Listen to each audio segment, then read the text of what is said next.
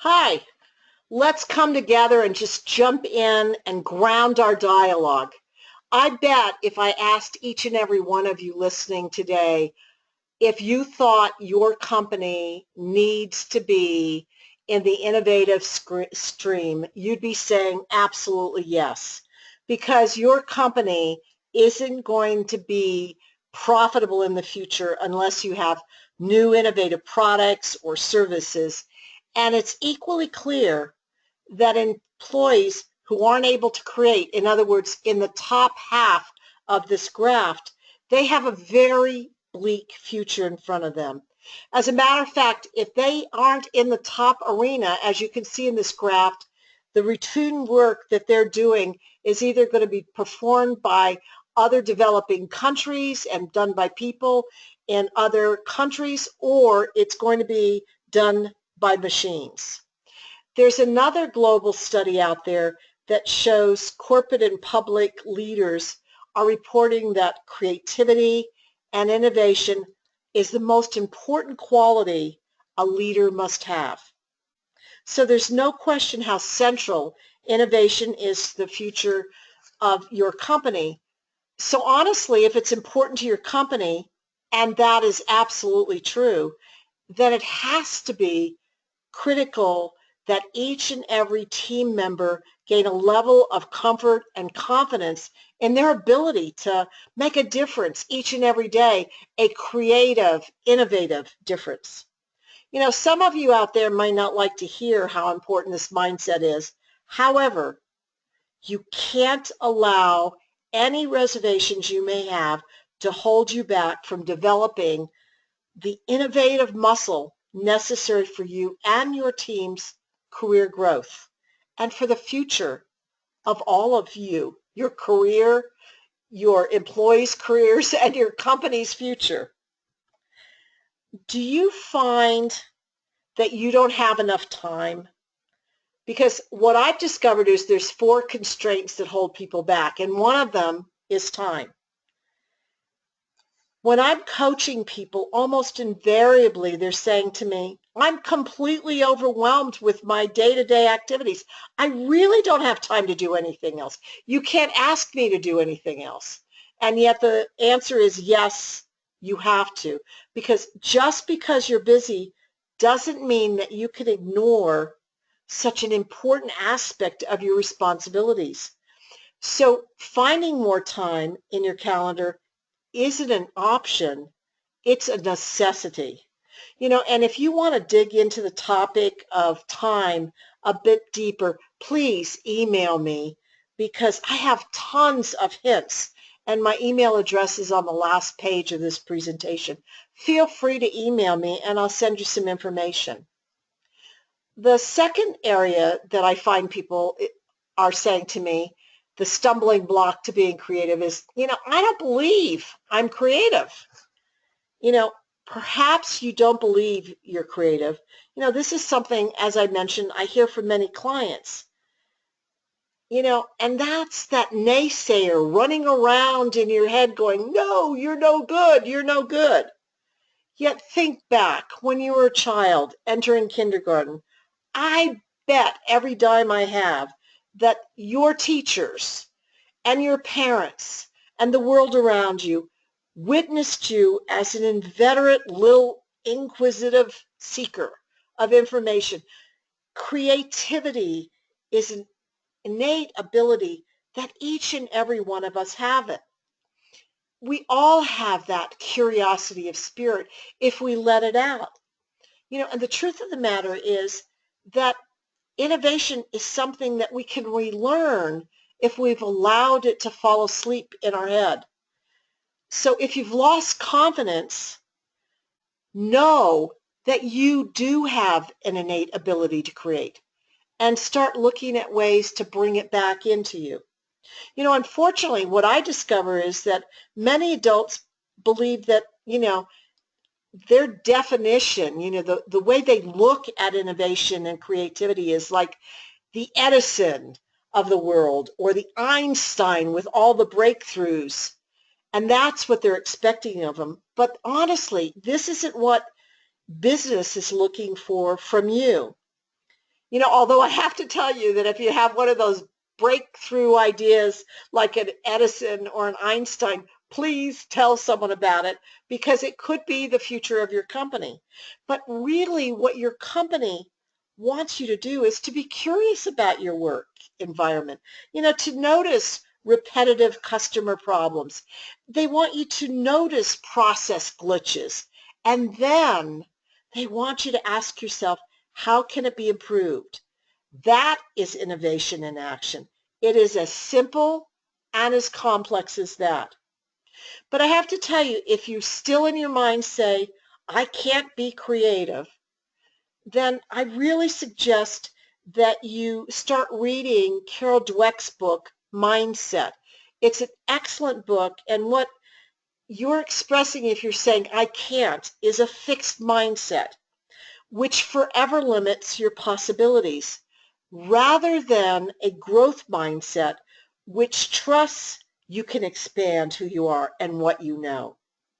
And by the way, after you've read Mindset and started opening your mind to possibilities, download from Amazon the Mindful Innovator that I wrote a couple of years ago, because that'll help you learn how to incorporate all this new growth mindset into day-to-day activities.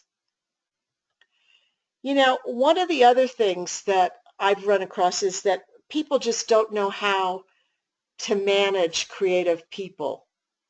And if you're someone who's running out of gas, as this gentleman in our picture, you can't afford to run out of gas. As a boss, when it comes to innovation, you can't afford to have that same gap in understanding, which is demonstrated in this research. So let's explore how your team can change their slice of the world through you being the boss who you can be. Remember, you and your team are the most capable group to recognize product problems and our improvements and customer troubles and solutions, no matter what or where you are on the hierarchical chart of your organization. So let's look at managing creative people, which is what you're up to if you're interested in bringing creativity into your part of the world. So I'm thinking you can identify your creative people fairly easily.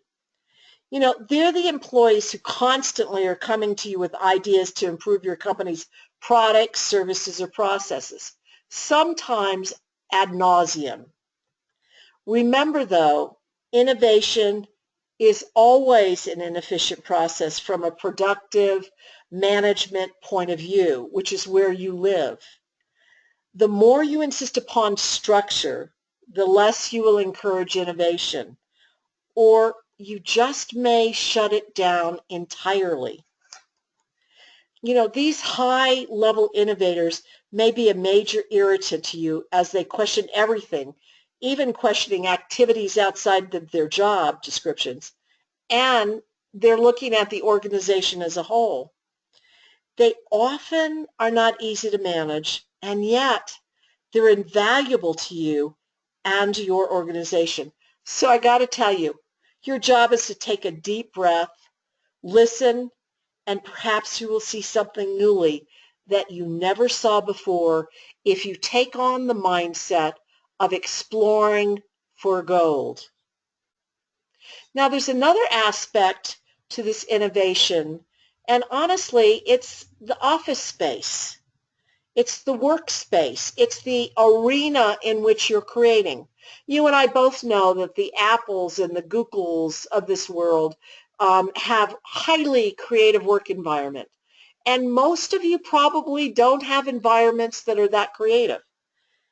But I got to tell you, an important clue to generating innovative thought is to understand that the same environment you design for your linear thought processes will not generate innovative, creative ideas. Do you hear that? It will not generate those kind of ideas. Most of us in corporate America during the majority of our day are tapping into only 3, maybe 4% of our brain's processing capacity.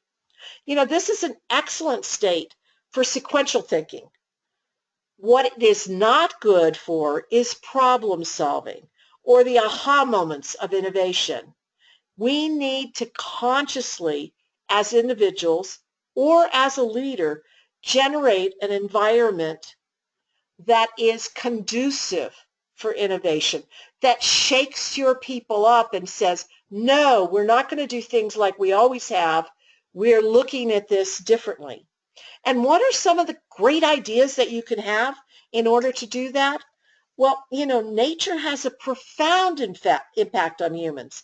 Sunlight, fresh air, and natural surroundings, they have a positive effect on your workforce. Even a view of nature is powerful. Research has shown that office workers experience lower mental fatigue and stress when they are having nature around them. And that's as good as looking out their window at nature. And it's also been proven that breaking up innovative sessions, with a walk in the park or outside to mull over ideas, absolutely should be encouraged because this helps the germination process of the creative endeavor. What's another thing you could be looking at? Well, movement. It's interesting to me that one of the best brain states for problem solving is operating in the alpha state. What's the alpha state? It's a mild relaxation mode. And how does this occur? It occurs when you lose track of time because you're doing something else like running or walking or repetitive activity. Do you see any of that happening in the meetings when you're asked to create? No. This is breaking out of the normal way of looking at doing business. What's another thing that would help? Well, stimulation of the senses.